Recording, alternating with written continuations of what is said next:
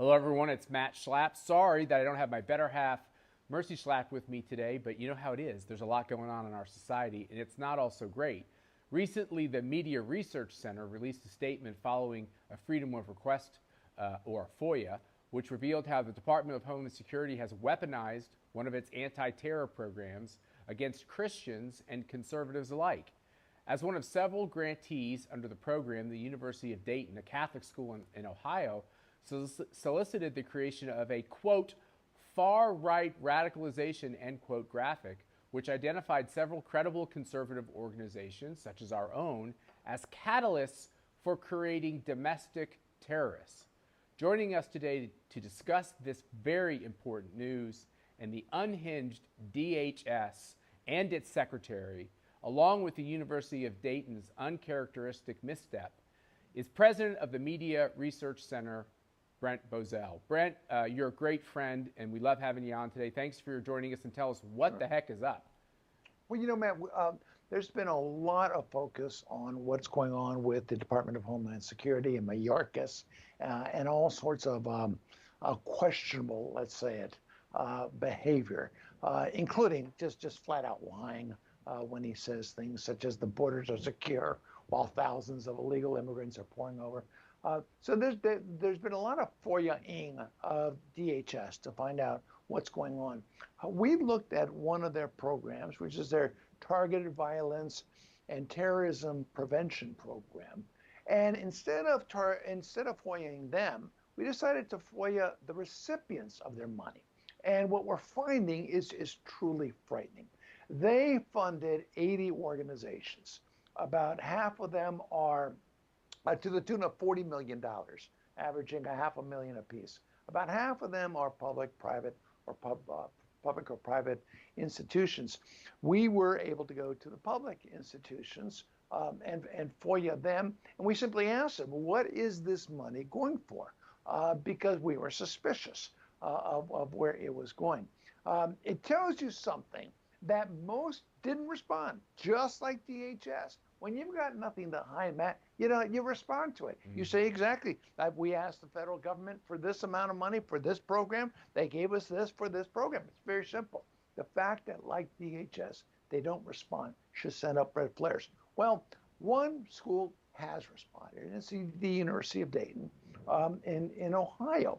And what it gave us were documents that are truly frightening. They held a conference, a seminar, and it was based on that seminar that they received funding for more seminars. And the enclosures that they gave us are what triggered the money from DHS, including where they put up a pyramid of evil organizations, from the least offensive to the most offensive in four levels. Where you had one layer was that you had the Christian Broadcasting Network, you had Fox News, you had the Republican National Committee. So right away, 50% of the United States is part of a domestic terrorism operation. In the second level, you started getting groups like Tea Party Patriots, Breitbart, American Conservative Union, PragerU,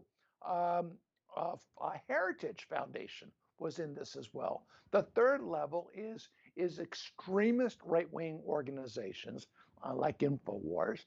And then the top level is Nazi organizations. So there's your pyramid. It starts with Heritage and Christian Broadcasting and Fox, and eventually it ends up with Nazi organizations. You look more deeply into it, and you see what they were featuring in this seminar. They had this one fellow. Yeah, you can't make this stuff up, Matt. Michael Lowenthal was one of their speakers at this. He did a training program on how to. This is a quote in their proposal: how to deny people that to shut down their websites, to close their meetings, and to physically prevent them from assembling in public. He also gave instructions on how to, quote, infiltrate social media platforms to, quote, deny targets, create dossiers, surveil, interfere, misdirect, and disrupt anyone that they oppose. And he did this under the rubric, under the framework of, and I quote, a lot of things that we are doing are illegal. A lot of it involves breaking the law. And it's based on that they received a grant from DHS to continue that program. So, what do you think is illegal that they're doing? I always have this question of when you're trying to put someone out of business for political reasons. I think you get to the point where there has to be some questions of, what's legal and not legal. But do you know the types of things? Are they talking about violence? I know they're talking about cancel culture and destroying all of our lives and our ability to operate. But what else are they talking about? Well, when they advocate disrupting something physically, they're not talking about building paper airplanes and throwing them across the room. They're not doing pea They're, shooters or they're talking about disrupting something physically. Yeah. So I think that there are. I'm not a lawyer, but I talk to lawyers, and I've asked lawyers, is there possible criminal activity here? And it absolutely is. And for those who are lawyers, 18 USC Section 241 and Section 242 talk about freedom of speech, and it's criminal for the government to prevent you from having a freedom of speech. And that's precisely what's happening. What they're saying is what the federal government is saying. The federal government, Matt, what the federal government is saying, if you don't adhere to our radical leftist worldview, then we are shutting you down in the court of public opinion. We are shutting down your operations. We are weaponizing the federal government to come after you.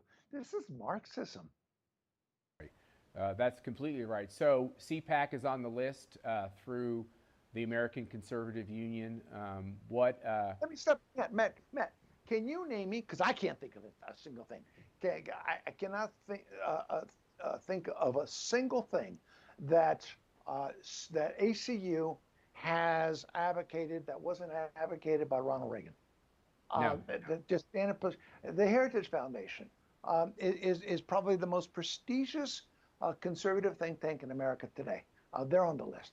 Christian broadcasting. Right. What in the world has Christian broadcast done to anyone other than broadcast Christianity? Brent, Brent, let me step in on this. Can you think of anything that this professor and this program espouses, and this secretary espouses, Secretary of Homeland Security, that John F. Kennedy could embrace? And he was a liberal. Yeah. When it all settles down, is that the Department of Homeland Security has an anti-domestic terrorism program that features people. Oh, by the way, this Lodenthal guy, I should have brought this up too. He's also associated with an organization called Earth Liberation Front, which has been determined by the federal government to be a domestic terrorist organization. So now you've got the federal government funding for an anti-domestic terrorism program featuring a person from Antifa as one of their spokesmen. Wow. Who is associated with an organization that the government has deemed to be a domestic terrorist. But this is critical because when this grant system, this program was set up, my guess is the intention was to go after jihadists and other people who wanted to, basically cause turmoil in our society. This is post 9/11 stuff, most likely. And it takes a radicalized Democratic Party to come into a perfectly fine program and flip it. So when you say that they're funding a domestic terrorist, it's gotten so crazy with the Democratic Party that they can rationalize the violence of the left, right? As long as it's for the Green New Deal or some kind of, ridiculous policy objective like that. Is that essentially what they're doing? Yes. Exactly. The program was introduced during the Obama administration. There was conservative opposition to it because there were those who believed that this thing that's designed to stop terrorists in the United States of America was going to be redirected against conservatives. And that's what ultimately, the program was shut down during the Trump administration. At the very end, it was brought back. And this happened in 2021, where the Biden administration, which is really radicalism on steroids. I never thought you'd get much more left wing than Barack Obama.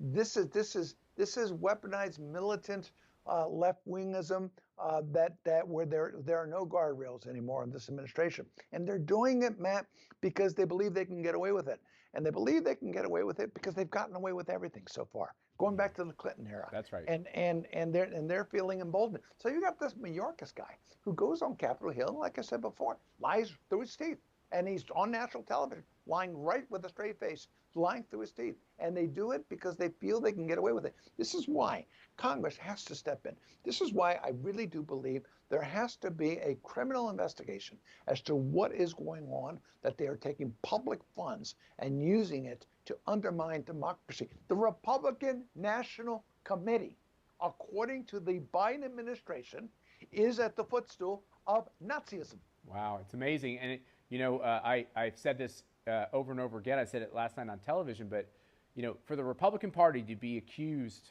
of racism is so outrageous because it's so inconsistent with what the very founding of the party was all about. And they just keep on this and keep on this. I think there's something worse than what you said, though, as well. This is being done through a Catholic college in Ohio. That's only one. That's only one recipient, one professor, crazy professor that shouldn't be on the payroll who is. But the intent of this is to propagandize our kids. When did it become okay to just screw around with the brains of kids and everyone say that's fine? Yeah, one of the things that we're finding, Matt, is when we've just started this investigation, and we're getting drips of information from some of the grant recipients, but they won't tell us everything. One of the things that we're looking at is in Washington State, I don't know if it's the University of Washington. I'm not sure on that one, but in Washington State, part of this includes a board game that is being constructed for children to teach them about this. And they're using very coded words. And we're asking, what exactly are you teaching? What is it that is being taught with this board game? They won't tell us, but it's a board game that is being designed for school children. It's outrageous. What's passing for legitimate work of the Department of Homeland Security. We all know what their number one job should be, which they don't have any interest in doing, and so they freelance in all these other areas. So, I began to ask you earlier, but you're so exuberant for the evilness of this story. I don't blame you for wanting to make me realize how bad it is. But what's your advice to a group like CPAC, the group I chair? So many activists across this country. People feel discouraged. They feel like, like you said, the DOJ won't do anything to stop the wrongdoing in the Biden administration, this being one of a list of and parade of horribles. What is the activist who attends CPAC? What should they do in response to this? Well, I think as a top shelf item, I think everyone should be contacting his congressman or senator and demanding action be taken. I have real questions about how serious the Republican Party was when it had control of the Congress during the Boehner years in investigating all the scandals involving the Obama administration. I couldn't agree with you more, Brent. I agree with you. These hearings would take place because Judicial Watch would do a FOIA that would force a hearing to take place. There would be great speeches and gnashing of teeth and beating of breasts. But once the hearing ended, it ended until the next time that Judicial Watch forced a hearing on them. That was them. I'm getting a sense. God, I hope I'm not wrong. That I'm not wrong on this, but I'm getting a sense that there's a lot greater purpose behind this Republican majority in the House. I think they're a lot more serious about their jobs, because I think they're realizing that this isn't political. This is existential. That's right. What's taking place. And so the first step is representatives have to come down hard on this. I like what Comer's doing. I like what Jordan is doing. I like the leadership that McCarthy is showing in letting them do their work. So all that's to the good, but every member of Congress needs to be involved. That's first and foremost. Secondly, I think that there really need to be activities, actions taken. Our side always abides by rules of decorum and we abide by the law, and we should continue doing both those things. But I think we have to understand that this is what we're up against, and that when I see someone teaching the left to become physically disruptive, then you've got to understand what you're up against, and you've got to make a decision on what are you going to do about that when you are physically disrupted, and are you going to allow that to happen? Now, it's a tough thing I'm saying here. These are the realities. This is exactly what's happening before our very eyes. And you've seen it with conservative organizations all over the country that are being physically disrupted. This is not in a vacuum, what I'm telling you. This is now being funded by the government. Yeah, and it's interesting that it's the Department of Homeland Security, the department that was created to kind of make sure that we couldn't be disrupted internally, is funding groups and efforts to disrupt the country internally. It has put the whole reason for the department on its head, which is another reason a lot of conservatives didn't ever want to create the department to begin with. Brent Bozell, you're right. Go ahead. You know, man, I'm sorry to interrupt, but when the president of the United States talks about racism as being the number one threat to the United States, this is the mindset. Racism means white people means conservatives. They really do see us, not just as people they disagree with, they see us as the enemy of the state, and unfortunately, we are. You know, what's funny when we do these, it's not funny, what's tragic when we do these CPACs in all these continents, all over the world, and we just came back from Hungary, we're going to be heading to Mexico City, we're going to be heading to Australia, we're going to be heading to Tokyo. You know, this critical race theory is in all these countries, so like, you know, here it's the white-skinned guy that's responsible for all the racism. You go down to Brazil, if it's everybody who's like not you know, a native Indian is responsible for all the racism.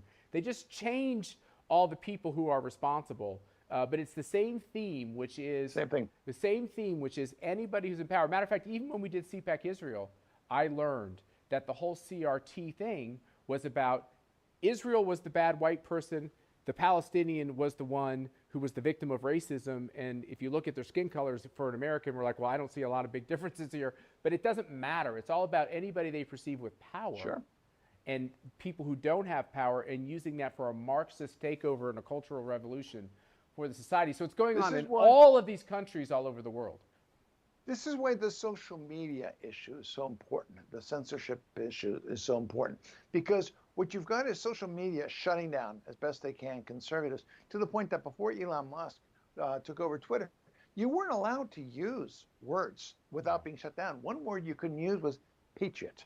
Patriot was a word that was not acceptable on Twitter. You can't talk about a pro-life position without being shut down on Facebook.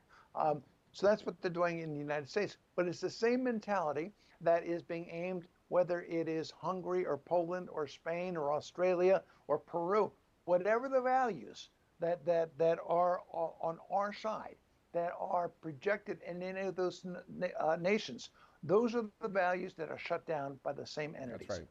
That's exactly right. And Brent Bozell, please keep up the great work there at the Media Research Center. You have a great team. We appreciate everything you're doing. Thanks for joining the show today.